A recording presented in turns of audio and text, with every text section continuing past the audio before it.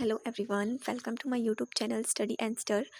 आज की वीडियो में हम डिस्कस करेंगे इमोशनल डेवलपमेंट के बारे में।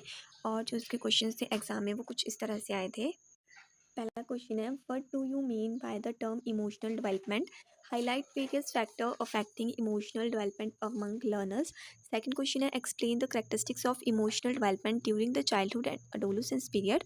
थर्ड क्वेश्चन है हमारे पास, when would we say that a student is emotionally developed during adolescence period? So let's start. The word The word emotion is derived from the Latin word emovere, which means to excite or to educate। यानी कि जो हमारा word emotion है वो हमारा Latin word इमोवेयर से लिया गया है, जिसका मतलब है टू एक्साइट और टू एडिकेट। तो अब हम करेंगे इसकी डेफिनेशन। जो इसकी फर्स्ट डेफिनेशन थी वो दी थी वुडवर्थ ने। इमोशन इज़ अ मूव्ड और stirred up state of an organisms.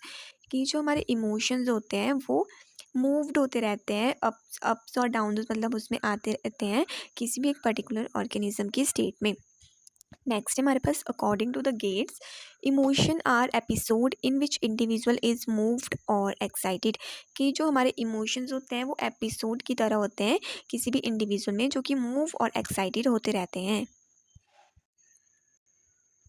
In this way, help of three aspects can be taken to explain the meaning of emotion. तो फर्स्ट है हमारे पास emotion as experiences. Emotion are complex psychological or sociological states that people experiences as feeling, thoughts and sensation. This perspective focus on the individual internal experiences।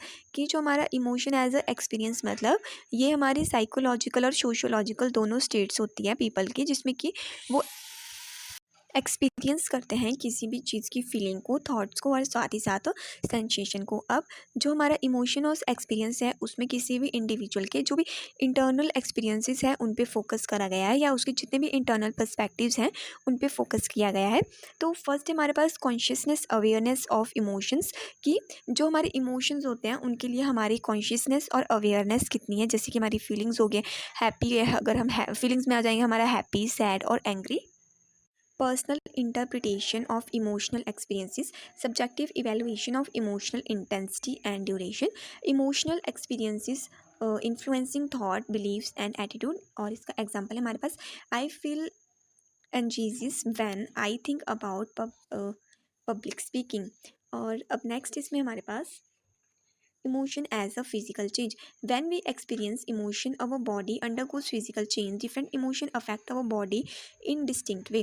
कि जब हम किसी भी emotion को experience करते हैं तो उस टाइम पे जो हमारी बॉडी होती है, बॉडी के साथ भी हमारे बहुत सारे फिजिकल चेंजेस होते हैं। जो डिफरेंट डिफरेंट तरह के इमोशन होते हैं वो डिफरेंट डिफरेंट तरह की हमारी बॉडी पे अफेक्ट डालते हैं।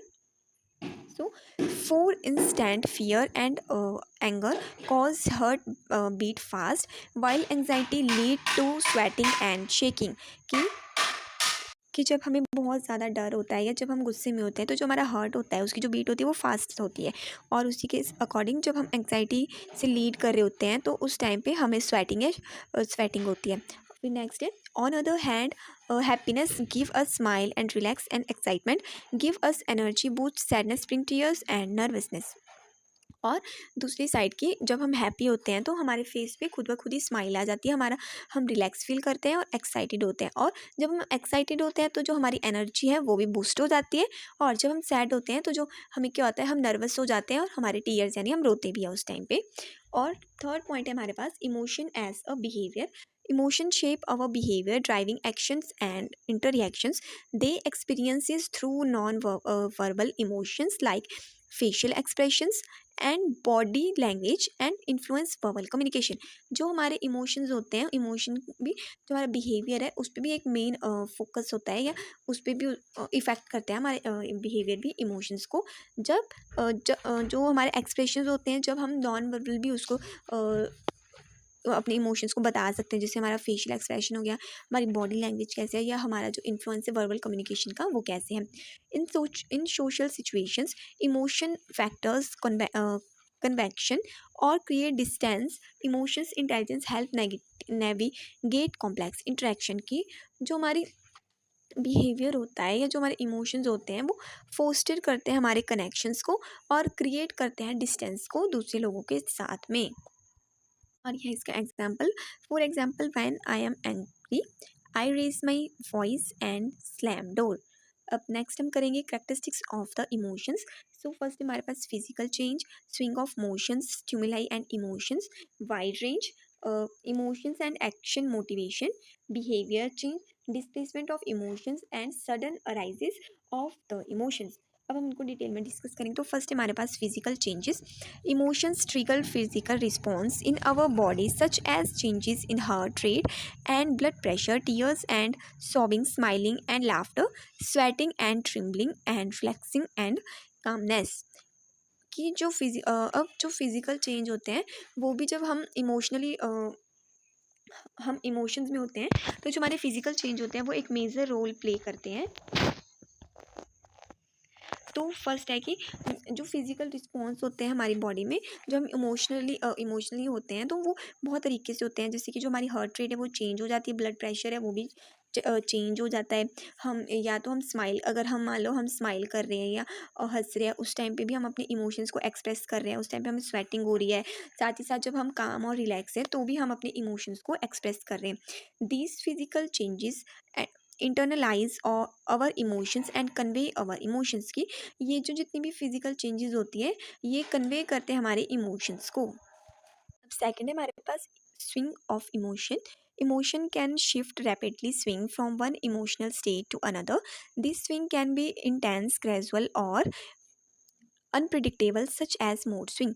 अब कि जो हमारे इमोशंस होते हैं वो रैपिडली शिफ्ट कर सकते हैं, जैसे कि जो हमारा मूड स्विंग्स होते हैं उसी की तरह हमारे इमोशंस भी होते हैं, वो रैपिडली ग्रो भी कर सकते हैं और रैपिडली वो डिक्रीज भी हो सकते हैं।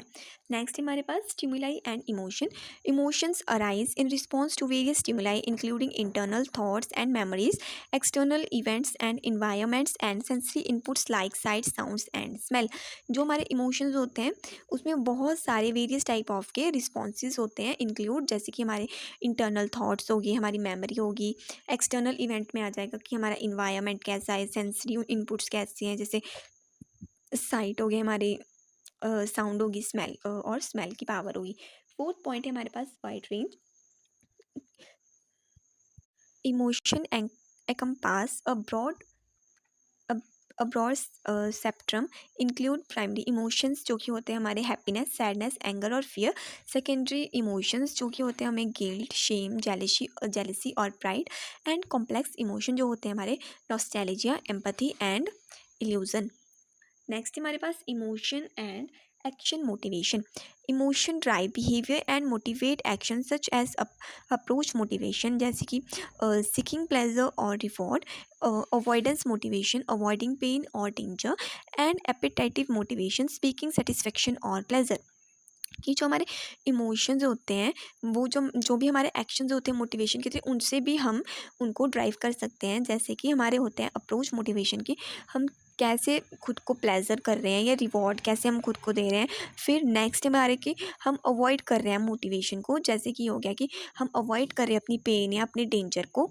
फिर है एपिटाइटिव मोटिवेशन की हम अगर हम सेटिस्फाई मतलब खुद को हम सेटिस्फाई कर रहे हैं, खुद को हम प्लेजर प्रोवाइड करवा रहे हैं। अब सिक्स पॉइंट है हमारे पास सडन अराइज ऑफ इमोशन।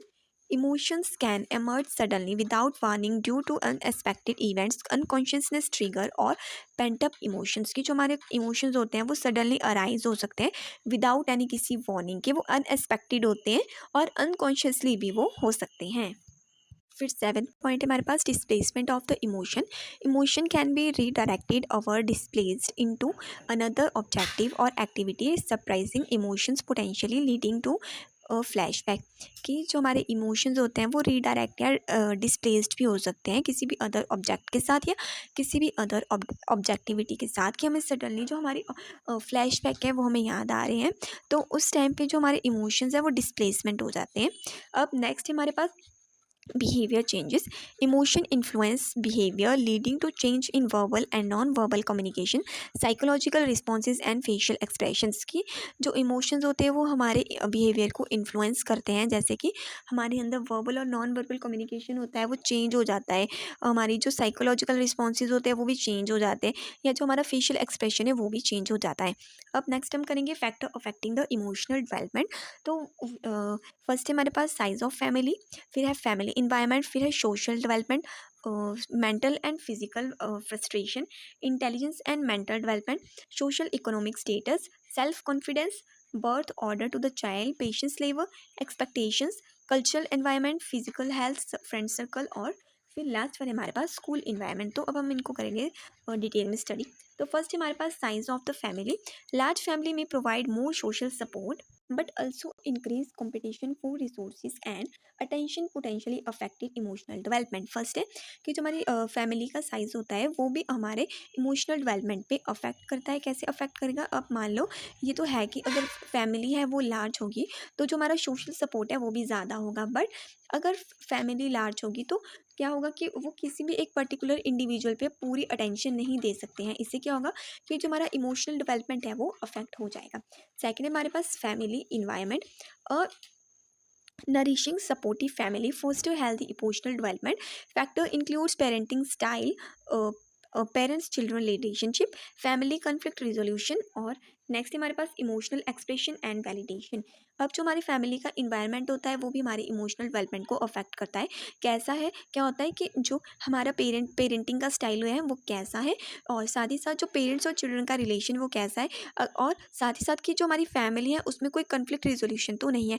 ये सारी चीज़ें जो भी चिल्ड्रन है उसके इमोशनल डेवलपमेंट पे अफेक्ट करता है। फिर थर्ड हमारे पास birth order of the child. Research suggest birth order influence personality traits and emotional development. First born होगा वो रिस्पॉन्सिबल और अचीवर होगा, मिडल बॉर्न होगा वो अडेप्टेबल और पीस मेकर होगा, और जो लास्ट बॉर्न होगा वो क्रिएटिव अटेंशन सीकर होगा। और साथ ही साथ जो ये सारी चीज़ें हैं ये हमारी एक रिसर्च के द्वारा हमें सजेस्ट की गई थी। अब फोर्थ पॉइंट है हमारे पास सोशल डेवलपमेंट। इसमें हमारा सोशल डेवलपमेंट में है कि जो हमारी जो कम्युनिटी और नेबर्स होते हैं वो भी इन्फ्लुएंस करते हैं हमारे इमोशनल डेवलपमेंट को। हमें हमारा जो भी इमोशनल डेवलपमेंट है उसको वो शेप प्रोवाइड करवाते हैं। साथ ही साथ जो सोशल सपोर्ट होता है वो भी जितने भी उसके नेटवर्क्स होते हैं वो भी हेल्प करते हैं चिल्ड्रन को। साथ ही साथ जो कम्युनिटी के रिसोर्सेज होते हैं वो भी हेल्प करते हैं। फिर फिफ्थ वन है हमारा friend circle. Positive peer relationship enhance emotional wellbeing. अगर जो हमारा फ्रेंड सर्कल होगा वो पॉजिटिव रिलेशनशिप के साथ चलेगा, या जो हमारा रिलेशनशिप है हमारे फ्रेंड्स के साथ वो पॉजिटिव होगा, तो जो हमारा इमोशनल डेवलपमेंट होगा वो भी अच्छे से होगा, और जो इंडिविजुअल होगा वो इमोशनली वेलबिंग बन जाएगा। अब हमारा सिक्स्थ है cultural environment. Cultural value and norms impact believes emotion expressions and regulation. Emotional expressions जो कि हो सकते हैं इंडिविजुअलिस्टिक भी और कलेक्टिव भी हो सकते हैं। इमोशनल रेगुलेशन, अब कि जो हमारे कल्चरल इन्वायरमेंट होता है, जो हमारे कल्चर्स के नॉर्म वैल्यू होते हैं वो सभी के अलग अलग होते हैं, तो उससे भी जो हमारे इमोशनल डेवलपमेंट है वो अफेक्ट होता है। नेक्स्ट हमारे पास फिजिकल हेल्थ। क्रोनिक इलनेस और disability affect emotional development, pain management, mobility and independence और सेल्फ एस्टीम। जो हमारी फिजिकल हेल्थ होती है वो भी हमारे इमोशनल डेवलपमेंट पे अफेक्ट करती है। अगर हमें कोई क्रोनिक इलनेस है या कोई भी डिसेबिलिटी है तो इससे क्या होता है कि जो पर्सन होता है, जो इंडिविजुअल होता है वो इमोशनली वीक हो जाता है। फिर 8 पॉइंट है हमारे पास intelligence and mental development. Cognitive abilities influence emotional regulation, problem solving skills, emotional intelligence and self awareness। कि अगर हमारा अच्छे से मेंटल डेवलपमेंट और इंटेलिजेंस होगा तो ही हमारा जो इमोशनल डेवलपमेंट है वो भी अच्छे से होगा। हमारे जो भी स्किल्स है जैसे कि प्रॉब्लम सॉल्विंग होगी।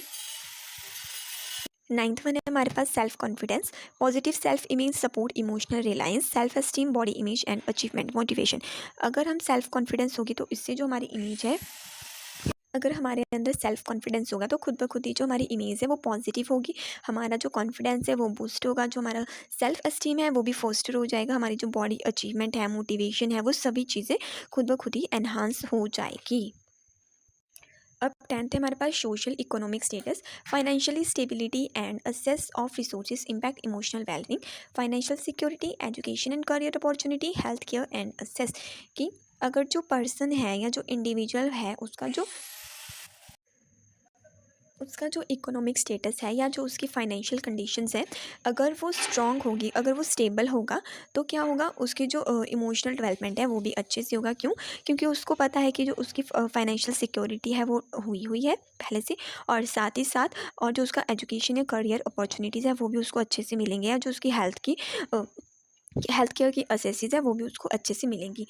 11th है हमारे पास mental health and physical frustration, unmet needs and enormous stress harmful emotional development, anger management, stress coping mechanism and emotional regulation. इसमें क्या बोला है कि अगर हम फिज़िकली और मेंटली फ्रस्ट्रेशन में रहेंगे तो इससे क्या होगा, ये हार्मफुल हो सकता है हमारे इमोशनल डेवलपमेंट के लिए। हमें क्या हो सकता है, हमें एंगर इशू हो सकते हैं, हमें स्ट्रेस कॉपी मैकेनिज्म हो सकता है, इमोशनल रेगुलेशन भी हमें हो सकता है।